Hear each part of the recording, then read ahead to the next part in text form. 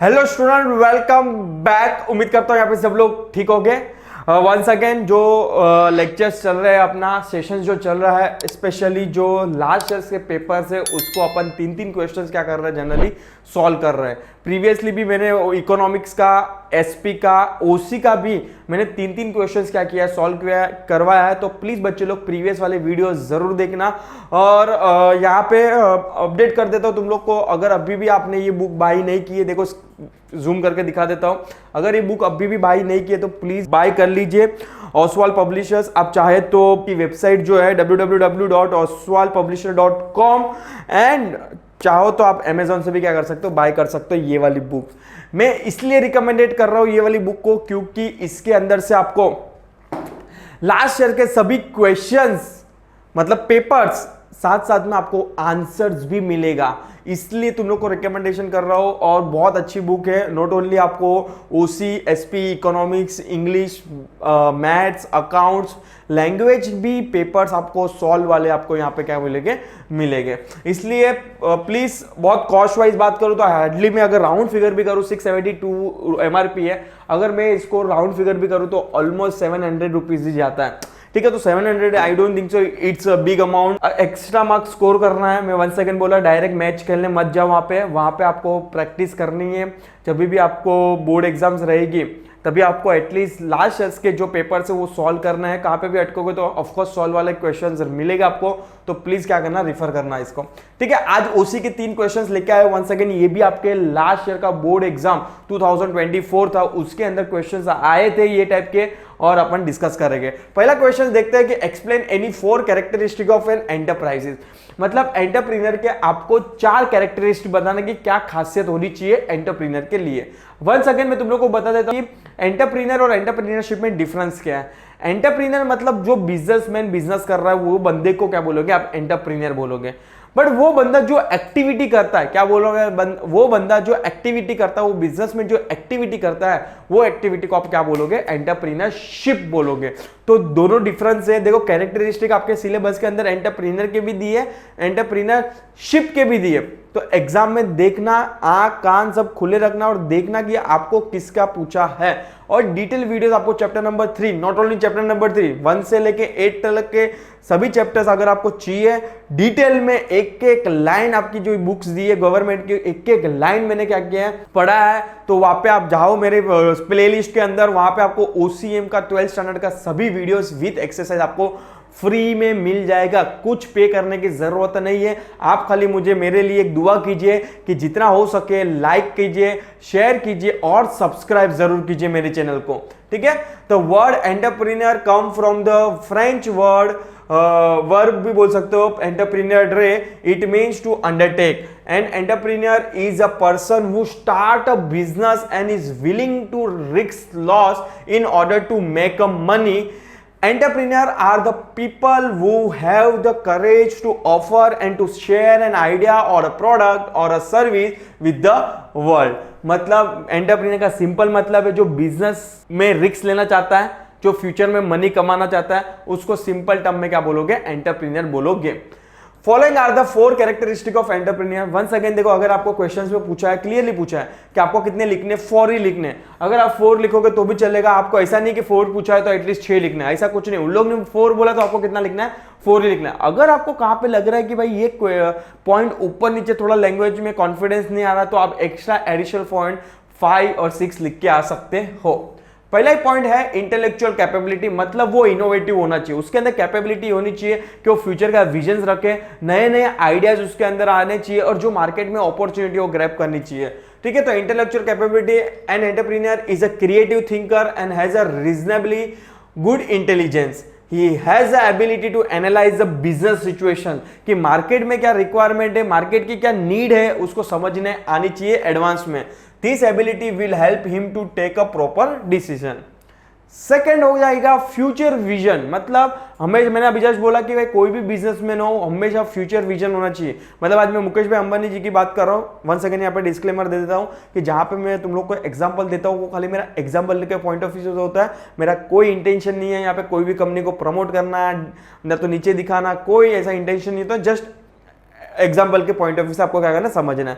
तो अगर सपोज कि फॉर एग्जाम्पल यहाँ पे मैं एग्जाम्पल ले रहा था सक्सेसफुल बिजनेसमैन जो है मुकेश भाई अंबानी जी, अगर आज वो बिजनेस इसलिए सक्सेस है कि भाई उन लोग हमेशा फ्यूचर्स का देखते हैं, मतलब उनको मालूम है कि आज उन लोग के पास है ना 2030 में क्या डिसीजन लेने, कौन से प्लान, कौन सा प्रोडक्ट लॉन्च करना है या तो कौन सी प्रोजेक्ट लॉन्च करना है, वो सब चीजें आज 2030 का आज क्या है उसके पास रेडी है। मतलब उन लोग 10 साल 20 साल क्या करते हैं आगे की सोचते हैं, इसलिए इतने सक्सेसफुल है। तो हमेशा बिजनेसमैन को फ्यूचर विजन रहना जरूरी है। The entrepreneur has a good foresight about the future market situation. He should also have take a knowledge about the external business environment. Once again तुम लोग को एक एग्जांपल देते तो तुम लोग को क्लियर हो जाएगा।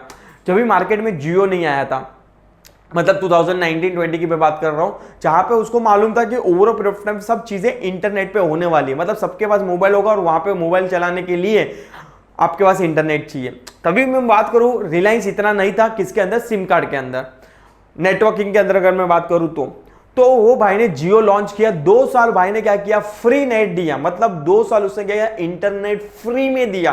फ्री में मतलब फ्री में, मतलब सबको पहले क्या कर दिया उन्होंने एक हैबिट डाल दिया सबके अंदर कि सबको इंटरनेट की आदत लग गई। उसके बाद उसने क्या किया कि प्लान लॉन्च कर दिया 399 499 का। उस मतलब वो बंदे ने जो 2 साल फ्री में नेट दिया, उसने नेक्स्ट विद इन 1 ईयर में ही जितना फ्री में खर्चा किया था उससे डबल उसने रेवेन्यू का कर लिया, जनरेट कर लिया। It's called successful businessman strategy, कि उसको मालूम था कि फ्यूचर में सब चीजें इंटरनेट पे होने वाली थी, उसने जियो लॉन्च कर दिया और सबको 2 साल फ्री में भर पेट, मतलब उससे इतना हैबिट लगा दिया कि जो एग्जिस्टिंग यूजर थे एयरटेल के, वोडाफोन के, वो भी क्या हो गए, स्विच ओवर हो गए किसके अंदर, जियो के अंदर। समझ में आ रहा है नहीं? तो ये हो जाएगा एक, बोल सकता हूं कि एक फ्यूचर विजन्स बोल सकते हैं इसको। और ये एग्जाम के पॉइंट ऑफ व्यू से अगर आप देखो तो आप एग्जाम्पल के पॉइंट ऑफ व्यू से भी लिख सकते हो। This will help him to take a proper decision according to the situations and changes in the market, so he can take a timely action for the same. Third, of course कोई भी businessman hard working होना जरूरी है। अगर खुद ही efforts नहीं करेंगे, खुद ही आराम करेंगे, तो भाई वो उम्मीद नहीं कर सकता है कि वो सब काम एम्प्लॉय से करवाएगा और एम्प्लॉय करेगा। समझ में? एक टाइम के बाद एक लेवल आ जाता है कि वहां पे एम्प्लॉयज भी छोड़ देते हैं कि भाई मेरे को क्या लेना देना नहीं है, कि बॉस अगर उसको लेना देना नहीं है, उसकी कंपनी है, उसको लेना देना नहीं है, तो हम लोग क्यों इतना सोचें। Getting my point? तो हमेशा एज अ लीडर आपको, एज अ बॉस आपको हमेशा क्या करना, अपना इनिशिएटिव लेना होगा, मतलब हार्ड वर्किंग होना चाहिए। An entrepreneur is ready to work hard, it is a more necessary when a new venture is started. मतलब जब भी नया बिजनेस स्टार्ट कर रहे हो, एटलीस्ट इनिशियल 5 साल में, 10 साल 6 साल 10 साल में आपको क्या करना है, ज्यादा एफर्ट्स कर रहे हैं as a boss, as a leader. एक बार बिजनेस सेट हो गया उसके बाद ठीक है, you can take a break, कि भाई आप थोड़ा रिलैक्सेशन ले सकते हो। बट इनिशियल वेंचर है, मतलब इनिशियल बिजनेस अगर आप स्टार्ट कर रहे हो तो वहां पे तो आपको हार्डवर्क होना ही पड़ेगा। He has to work for a long hours. Many a times he has to handle the main area of the business independently. This will make him successful. Fourth, technical knowledge. An entrepreneur has good technique. यहाँ पे typo error है, ओ नहीं है, ए है। Has, यहाँ पे मैं लिख देता हूँ, has good technical knowledge about his business. The entrepreneur has the ability to update himself with the latest knowledge about the product, process and technology. मतलब एज अ बिजनेसमैन आपको खाली बिजनेस ही नहीं करना, आपको सभी चीजें देखनी है। मार्केट में क्या चीजें नई आई है, क्या अपने कॉम्पिटिटर क्या फॉलो कर रहे हैं, कौन से प्रोडक्ट को आप लॉन्च कर सकते हो, कौन से प्रोडक्ट में चेंजेस ला सकते हो, ये सब चीजें आपको क्या करना है, हमेशा एडवांस में सोचना है। तो these are the nothing but 4, बोल सकते हो 4 characteristic of entrepreneur. Once again repeat करेंगे। फर्स्ट पढ़ा अपन इंटेलेक्चुअल कैपेबिलिटी, सेकंड पढ़ा future vision, third hard work, fourth technical knowledge. Let's see दूसरा क्वेश्चन क्या आया था। सिंपल कमेंट आई थी एक कि it is easy to set up the e business as compare to traditional business. मतलब ये लोग बोल रहे कि इलेक्ट्रॉनिक बिजनेस मतलब online business is very easy as compare to traditional business. Of course आज के जमाने में भाई आप देखो तो सभी चीजें क्या हो रही है, ऑनलाइन हो रही है सभी चीजें। कभी प्रेडिक्ट नहीं किया था कि भाई घर पे बैठे आप कपड़े मंगा सकते हो। अगर मैं 15-20 साल पहले की बात करूं तो कंपेयर करूं तो वो ट्रेडिशनल मेथड और अभी का मेथड। तो आज अपन को रात को 3 बजे शॉपिंग करने का मन होता है, जाओ डायरेक्ट फ्लिपकार्ट, अमेजोन पे, अपन मिंत्रा पे क्या कर देते हैं, शॉपिंग कर लेते हैं। या तो कभी ये नहीं सोचा था घर बैठे, पहले चलो फैशन हुआ, कपड़े आते थे, अभी तो भाई खाना भी घर पे आने लगा, मन हुआ जोमेटो स्विगी किया, with in half an hour में आपके घर पे। तो ये इतनी सब चीजें फास्ट क्यों होने लगी? Because of the internet. तो आज सभी लोग अपना बिजनेस प्रोडक्ट क्या किधर लॉन्च करना चाहते हैं? इलेक्ट्रॉनिकली, मतलब इंटरनेट ओवर ग्लोबल क्या करना चाहते हैं? लॉन्च करना चाहते हैं। क्यों? क्योंकि इजीली, क्योंकि वहां पे तो कोई रेस्ट्रिक्शंस है नहीं कस्टमर का। कोई भी कस्टमर कौन से भी कोने से क्या कर सकता है? ऑर्डर कर सकता है, और अपन क्या कर सकते हैं? बाइंग एंड सेलिंग कर सकते हैं। पर अगर सपोज कि भाई कंपेयर करूं ट्रेडिशनली, मतलब सपोज कि मैंने शॉप ओपन किया कपड़े के नियर बाई एरिया में करूंगा, तो वहां पे नियर बाई वाले आएंगे। सपोज कि अज्यूम करो कि मैंने बोरीवली में क्या कर लिया, कपड़े की शॉप ओपन की, तो ज्यादा से ज्यादा मेरा कांदीवली, इस साइड बात करो तो विरार, उस साइड बात करो तो चर्चगेट, इतने ही एरिया वाले कस्टमर आ सकते हैं। ज्यादा से ज्यादा आगे तो नई मुंबई वाले आएंगे। बट ऐसा तो है नहीं कि भाई दिल्ली वाला कपड़ा खरीदने यहाँ पे मुंबई आएगा। वेरी रेयर सिचुएशन होगा, अनटिल एंड अनलेस वो यहाँ पे स्पेशली कपड़ा लेने तो नहीं आएगा। अगर वो अपना कोई घूमने आ रहा है तो कोई फंक्शन अटेंड करने आ रहा है, तो उसे रील देखा रहेगा तो बाय करने आ जाएगा। बाकी स्पेशली कस्टमर दिल्ली से यहाँ पे प्रोडक्ट बाय करने नहीं आएगा। पर अगर अज्यूम करो कि आपका प्रोडक्ट ऑनलाइन डिलीवरी है ऑल ओवर इंडिया, तो वो भाई दिल्ली से ऑर्डर करेगा ऑनलाइन, आपका गुड्स क्या हो जाएगा? सेल हो जाएगा, और आपने क्या करेगा? डिलीवर कर दोगे। तो सभी लोग आज चाहते हैं कि भाई आपका जो भी बिजनेस है वो क्या हो जाए? इलेक्ट्रॉनिक हो जाए, मतलब ऑनलाइन हो जाए। तो of course it is a easy setup करने के लिए, बहुत इजी है वो, क्योंकि इतना बड़ा ब्रांच गोडाउन लेने की कोई जरूरत नहीं है। आप चाहो तो होलसेलर से डायरेक्ट कस्टमर को गुड्स भेज सकते हो। खाली वो आपके अंदर लिंकअप होनी चाहिए, वो आपके अंदर स्ट्रेटेजी होनी चाहिए, प्लानिंग होनी चाहिए। ठीक है, तो let's see, it is easy to set up the e business as compare to the traditional business. First point लिखा है, ई बिजनेस और electronic business is an administration of the conducting business via the internet. This will be including the buying and selling of goods or services along with the providing a technical or customer support through internet. बस आपको electronic business open करना है, मतलब ई business open करना है, तो आपके पास internet तगड़ा होना जरूरी है, और जो भी वेबसाइट एंड ऑल है वो हाई फंडा होना चाहिए, थोड़ा बहुत अच्छे से दिखाना है, और customer support is very much. Because जब भी आप ऑनलाइन प्रोडक्ट बेचते हो ना, तो अभी कस्टमर का सपोर्ट बहुत उम्मीद करते हैं, क्योंकि दिल्ली वाला आपको नहीं पहचानता है। अगर आप चलो वे बात करो कपड़े लेने ऑफलाइन ट्रेडिशनल मेथड के थ्रू गए, मतलब सामने सामने, तो वहां पे तो एक दूसरे को चलो जानते भी है, कपड़े अपन चेक भी कर सकते हैं। बट दिल्ली वाला कैसे कपड़ा चेक करेगा? आप यहाँ से बेचोगे तो एक कस्टमर सपोर्ट भी होना चाहिए। अगर सपोज कि गुड्स उसको पहुंच गया, कुछ प्रॉब्लम हुई शर्ट के अंदर, कलर थोड़ा ऊपर नीचे हुआ, तो ऑफकोर्स उसका जो कॉल आ रहा है एटलीस्ट अटेंड करो और उसको आंसर्स दो। ये बहुत ज्यादा जरूरी है। तो ऑनलाइन बिजनेस के अंदर अगर मानने जाओ ना, तो मेरे हिसाब से सबसे ज्यादा जो चीजें इफेक्टिव रहनी चाहिए वो आपका होना चाहिए after sale service, nothing but customer support. Second हो जाएगा, in a traditional business time is required to travel, to convince, to negotiate and to interact with the customers. In such a process a lot of time, energy and money are wasted. While अगर मैं compare करूं electronic business के साथ, require information is provided and accepted with the terms and condition more instantly. मतलब देखो, आज Amazon पे shirt पसंद आया अपने को, तुरंत वहां पे एमआरपी लिखा रहता है, जो भी कूपन कोड रहेगा वो कूपन कोड फॉलो अप्लाई करो, जो भी डिस्काउंट रहेगा वो सामने आ जाएगा। वहां पे आपको नेगोशिएट करना ही नहीं है, विद इन 5 मिनट्स में बाय करके निकल गए साइट से।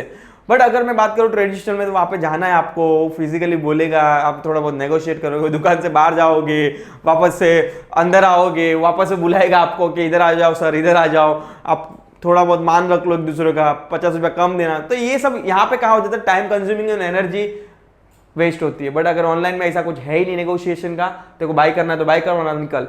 ठीक है, चलो नेक्स्ट है, in traditional business large physical space is needed to arrange and display a variety of goods. It needed a large amount of capital to have the infrastructure, staff and other required facility. Of course, आप अगर offline shop open करें तो of course shop चाहिए, आपको पास stock चाहिए, वहाँ पे maintain करने के लिए स्टाफ चाहिए, तो ये सब चीजें आपको क्या लगेंगी, एक कॉस्ट भी बोल सकते हो, और एक कॉस्ट वाइज भी बात करो तो ऑफकोर्स रेंट भी भरना है, स्टाफ को सैलरीज भी देना है, तो ये सब चीजें आपके लिए क्या हो जाएगा, बर्डन आ जाएगा। बट अगर मैं बात करूं, e business can started, manage and operated with the help of the internet from any place or even from the one on home. Naturally it require very little capital. मतलब आप घर से भी अपना बिजनेस स्टार्ट कर सकते हो अगर आपके पास अच्छी कनेक्टिविटी है इंटरनेट की और अच्छे कॉन्टेक्ट है. यस, नेक्स्ट है the formation of the traditional business is difficult whereas the e business is relatively easy to start. Hence it is easy to set up the e business as compare to the traditional business. Simple and sober भाषा में explain कर दिया. मतलब हर एक point के अंदर आप देख रहे हो, हर एक पॉइंट के अंदर लोग ने पहले या तो इलेक्ट्रॉनिक ई बिजनेस का एक्सप्लेन किया, उसके बाद ही पीछे ट्रेडिशनल बिजनेस का भी एक्सप्लेन किया. इधर ट्रेडिशनल बिजनेस को एक्सप्लेन किया, उसके बाद कंपेयर किया ई बिजनेस के, मतलब हर एक पॉइंट के अंदर ई बिजनेस के बारे में भी समझा है और ट्रेडिशनल बिजनेस के बारे में भी समझा है, वेदर टाइम कंज्यूमिंग का हो, सपोर्ट का हो, बाद में ऑपरेशंस का हो, वो सभी चीज का क्या किया है, एक्सप्लेन किया है। इनडायरेक्टली इससे क्या किया है, डिफरेंस बिटवीन को पैराग्राफ पॉइंट में क्या कर दिया, लिख दिया है। लास्ट क्वेश्चन आज का ए सेशंस का जो होगा bonded warehouse and duty paid warehouse. Let's see क्या लिखा है इसके अंदर। उम्मीद कर रहा हूं आपको समझ में आ रहा है। अगर कुछ भी डाउट हो सेशंस को लेके बिंदास कमेंट सेक्शन में लिख दीजिए। और मैं आपसे एक ही चीज मांगूंगा, पैसा कभी भी नहीं मांगूंगा, मैं आपसे मांगूंगा कि प्लीज चैनल को सब्सक्राइब कर दीजिए, लाइक कर दीजिए और शेयर जरूर कीजिए। आपके जितने भी फ्रेंड सर्कल में सबके साथ क्या कीजिए, मेरी लिंक को शेयर कीजिए, जितने भी 12 स्टैंडर्ड वाले, क्योंकि over a period of time बाद में अपन जैसे जैसे दिसंबर मंथ आएगा मैं लाइव सेशंस आऊंगा जहां पे अपन लाइव क्या करेंगे, सब चीजें पढ़ेंगे। ओसीएम हो गया, whether it's OCM, economics, SP, accounts भी, इवन दो अगर प्रॉब्लम आएगा तो मैं तुम लोग को वो भी सिखाने के लिए क्या हूं, रेडी हूं। ठीक है, चलो let's see bonded warehouse and duty paid warehouse. Meaning bonded warehouse is a warehouse where imported goods on which duty is not paid are store. मतलब जहां पे आपने इंपोर्टेड ड्यूटी नहीं पे की है तब इस कॉल्ड, मतलब बॉन्डेड का मतलब सिंपल होता है कि भाई जहां देखो बॉन्ड मतलब एक टाइप का एग्रीमेंट साइन किया दोनों के बीच में कि जब तक मैं तो आपको स्टैम्प ड्यूटी पे नहीं करूंगा तब तक ये गुड्स कस्टम के कस्टडी में रहेगा। Is nothing but bonded warehouse. But यहाँ पे देखो ड्यूटी पेड वेयर हाउस, नाम में लिखे ड्यूटी पेड, ड्यूटी तो पे कर दी है तो भी आप क्या बोलोगे, कस्टम ड्यूटी, कस्टम अथॉरिटी को कि आप अपने पास रखो, मैं बोलूंगा तभी जाके मुझे देना वो गुड्स। क्योंकि वो सिचुएशन अलग हो सकती है। क्या हो सकता है कि मेरे पास वेयर हाउस ही नहीं है तो भाई मैं लेके उधर से लेके किधर, घर पे थोड़ी रखूंगा गुड्स, या तो रोड पे थोड़ी रखूंगा। इसलिए मैं बोलूंगा मैं ड्यूटी भी पे करने के लिए रेडी हूं, आपका जो बेसिक रेंट है वो भी मैं पे करने के लिए रेडी हूं, बट आप मेरे goods duty paid warehouse में रखना कि भाई क्लैरिफाई हो कि भाई मेरी ये गुड्स पे ड्यूटी पे हो चुकी है। समझ में आ रहा है, इसलिए word duty paid warehouse लिखा है। लोकेशन की बात करूं, they are located within a dock area, मतलब जहां पे गुड्स आया है उधर ही जनरली ये वेयर हाउस होता है। बट अगर मैं इसकी बात करूं तो जनरली वहां पे नहीं होता, suddenly some nearby area में हो सकता है। They are located in a port town outside the local area market. The imported goods store here are mostly re-exported. Generally क्या होता है कि बॉन्डेड वेयर हाउस में ये होता है कि मैं आपको कस्टम ड्यूटी पे कर दूंगा बट ये एनीवेज मेरे को क्या करना है, री एक्सपोर्ट करना है। मतलब सपोज के फॉर एग्जांपल मैंने यूएसए से गुड्स लिया और मेरे को या तो फिर फॉर एग्जांपल बांग्लादेश भेजना है या तो फिर मेरे को नेपाल भेजना है, इसलिए मैं गुड्स कहां पे रखूंगा, बॉन्डेड वेयर हाउस के कैपेसिटी में रखूंगा। सुपरविजन की बात करूं तो customer authority closely supervise the working of this warehouse. कौन जनरली देखता है, कस्टम अथॉरिटी देखता है, सुपरवाइज करता है ये वेयर हाउस को। बट अगर मैं यहां पे आऊंगा तो this warehouse are not supervise by the custom authority, they are supervise by the port authority. मतलब जो पोर्ट का जो ऑथोराइज पर्सन रहेगा वो जनरली सुपरवाइज करेगा किसको, ड्यूटी पेड वेयर हाउस को। डिलीवरी की बात करूं तो delivery of goods is done after the payment of import duty. भाई आपने ड्यूटी पे करोगे तब भी आपके गुड्स मिलेंगे। But in case of re-export, the import duty need not be paid. Only rent and service charge need to be paid. अगर suppose कि कोई गुड्स आपको भले आपके इंडिया के पोर्ट पे आ गया बट आप अपने वेयर हाउस में तो लाने वाले नहीं हो, तो आप क्या बोलोगे उसको कि भाई मेरे को ये वापस से री एक्सपोर्ट करना है अदर कंट्री के में, तो मैं क्यों इस पे कस्टम ड्यूटी पे करूं। आप अपना जो भी सर्विस चार्ज है, आपका जो रेंट है वो ले लो मेरे से। तो जनरली जो री एक्सपोर्ट वाले गुड्स होते हैं ना, जनरली उस पर कस्टम अथॉरिटी कस्टम ड्यूटी नहीं लगाता है। Delivery of goods can be obtain after the payment of the rent charges of the warehouse. मतलब आपने जब भी रेंट पे करोगे उसके बाद ही आपके ड्यूटी पेड वाले वेयर हाउस को क्या मिलेगा, आपका जो भी ड्यूटी पेड वेयर हाउस में गुड्स रखा रहेगा उसको आपको वापस मिलेगा। पर्पस की बात करूं तो main purpose would be either the importer needs to re export the goods or the importer may not be in the position to pay the import duty. मतलब दोनों सिचुएशन में ये बॉन्डेड वेयर हाउस ले सकता है, या तो उसके पास पहला तो कैपेसिटी नहीं है कि भाई अभी कस्टम ड्यूटी पे करे, या तो दूसरी सिचुएशन ये हो सकती है कि भाई उसको 2 दिन के बाद वही गुड्स बांग्लादेश भेजना है या तो नेपाल भेजना है, तो वापस से वो अपने घर पे क्यों लेके आए। समझ में आ रहा है कि नहीं। और अगर यहाँ पे बात करूं तो main purpose would be that the importer does not have suitable warehouse facility, also he may not be required immediate delivery of the good. मतलब ये वाले गुड्स के अंदर रखने का मेन पर्पस ये होता है ओनर का कि भाई उसके पास वेयर हाउस नहीं है, भाई तू तेरा वेयर हाउस मैं कस्टम ड्यूटी भी पे कर दूंगा, आपका वेयर हाउस का जो भी रेंट है मैं पे कर दूंगा, क्योंकि मेरे पास वेयर हाउस है ही नहीं। इसलिए जनरली ये वाला ड्यूटी पेड वेयर हाउस क्या लेता है, जनरली सर्विस लेते हैं। तो ये हो जाएगा basic difference between bonded warehouse and duty paid warehouse. उम्मीद करता हूँ आपको समझ में आ रहेगा। कुछ भी डाउट है रिगार्डिंग OCM SP दूसरे चैप्टर्स अगर देख रहे हो, मेरे जो बच्चे मुझे फॉलो कर रहे हैं ब्लाइंडली फॉलो कीजिए, मेरी गारंटी आपको। अगर जिन बच्चों ने मेरे को फॉलो किया, ये मेरी गारंटी में बोल सकता हूँ, अगर मुझे खाली फॉलो करते जाइए, ऐसे कि नहीं कि हीरेन सर खाली वीडियो बनाए मैं वो देख लिया तो मैं 80% लेके आऊँगा, नहीं। 80-90% अगर आपको लाना है तो मेरे को अभी से फॉलो कीजिए। जो मैं पढ़ा रहा हूँ उस पर रिलाई कीजिए और जो मैं बोल रहा हूँ उस पर भी रिलाई कीजिए। बाकी प्रोफेसर कुछ भी बोल रहे हैं बोलने दीजिए, जो वो क्लासेस में दूसरे नोट्स दे रहे देने दीजिए।